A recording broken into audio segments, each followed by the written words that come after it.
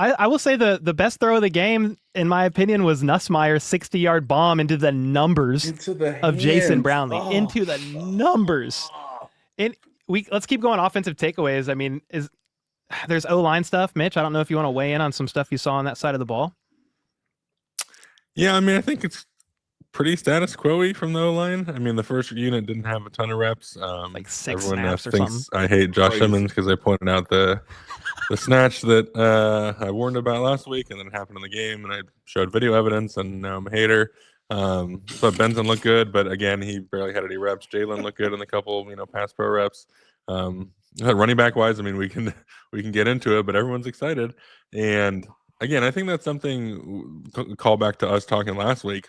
What position usually flashes the most, has the most ability to kind of slide up and down the depth chart? And it's running back, because you can't see the finish, the physicality, the breaking tackles in practice the way you can in a game.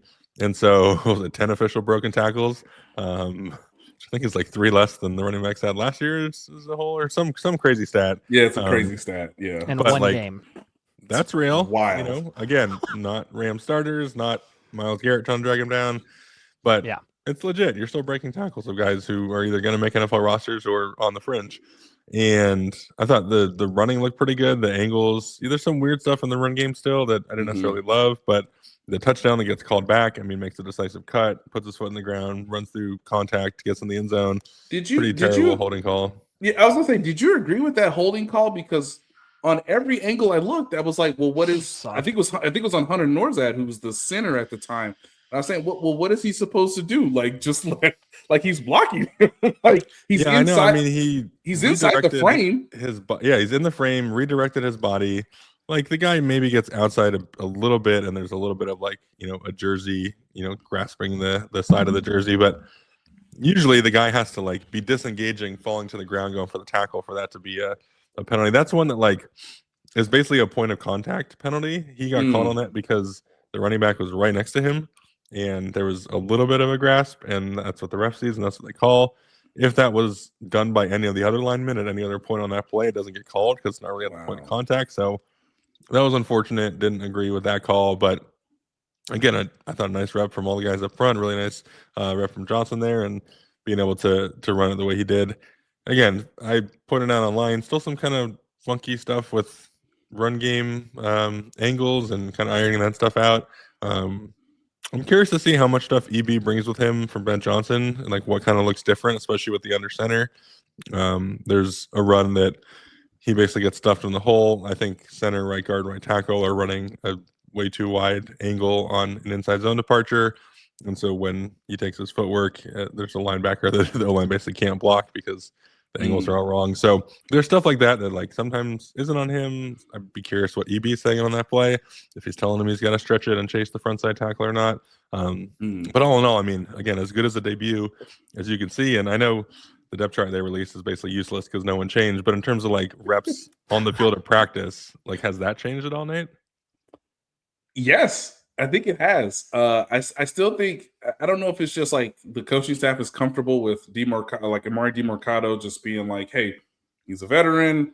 We expect him to be our third down running back. If Kenneth Walker needs a break, maybe a nice little change of pace, but they are still feeding quite a bit into Emmett Johnson. So when Kenneth Walker has his 4 or 5 reps with team periods, usually it has either been Emmett Johnson mostly, and then sometimes they put in Bashar Smith again just to see him with the first team offensive line versus the second team offensive line alongside Fields.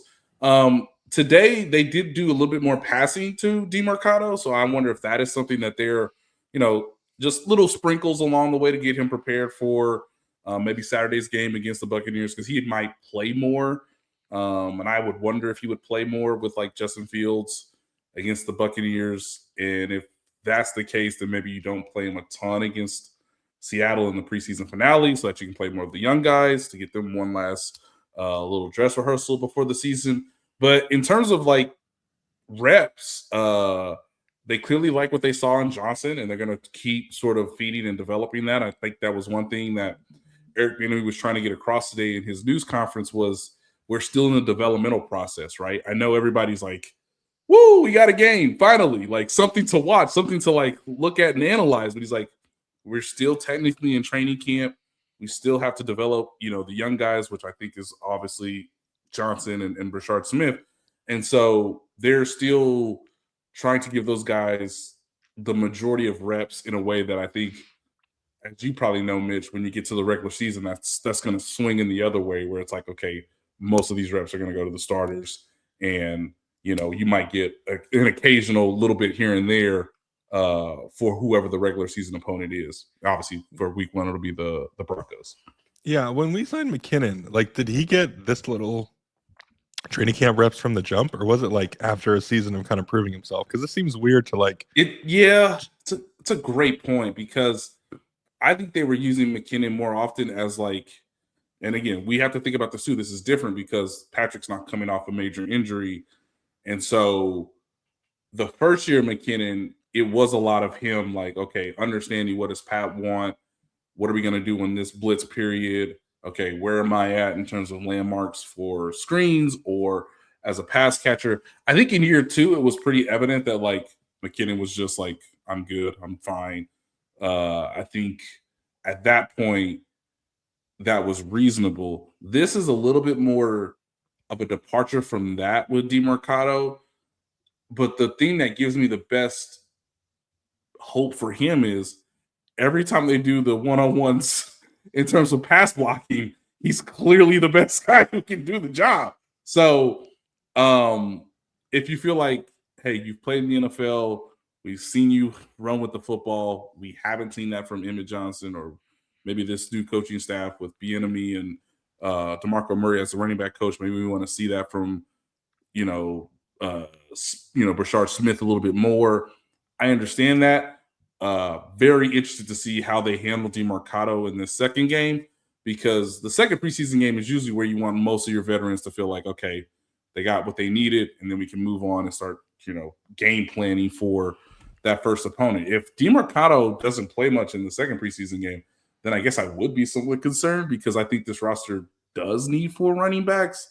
And unless they ask the Buccaneers to blitz on every other down and Emmett Johnson just absolutely, stonewalls everybody, then I guess my tune would change. But I don't feel like DeMarcado's in any danger. I think just what's throwing everybody off is him coming out for the first time in the fourth quarter. That's probably the weirdest thing. Because like Kenneth Walker was out there for 1 snap, I have no idea, and then you would think one. then it's DeMarcado. Like you would think he comes in, even if it's just for a few. But then you give all the reps to Emmett Johnson as a rookie and Brashard Smith, who is still, he recently converted from wide receiver to running back last year in college, and he's still working at just the position in general and kind of growing in that. So it makes sense that they're getting the most reps. It just kind of threw me off that you didn't see DeMarcado at all on offense until the fourth quarter. That was kind of weird. I can't explain it. And it was one of those things where it might be something that I want to ask Andy Reid about on Thursday, because Andy will once again tell us who's playing, who isn't playing. That'll most likely be Patrick Mahomes on play against the Buccaneers. But it might be something to ask him Thursday, like, hey, is this just we want to see the young guys, or do you actually feel like you need to see more from DeMarcado based on what you've seen so far at training camp, which to my, uneducated eyes doesn't seem like anything, crazy. It's not like he's dropping passes or fumbling or anything of that nature. Here's a question, because I feel like we could keep talking about the running back room, but I feel like we need to wait and see until this next game, and then kind of we could form a bit more of a stronger opinion there, unless you guys have more thoughts on it. But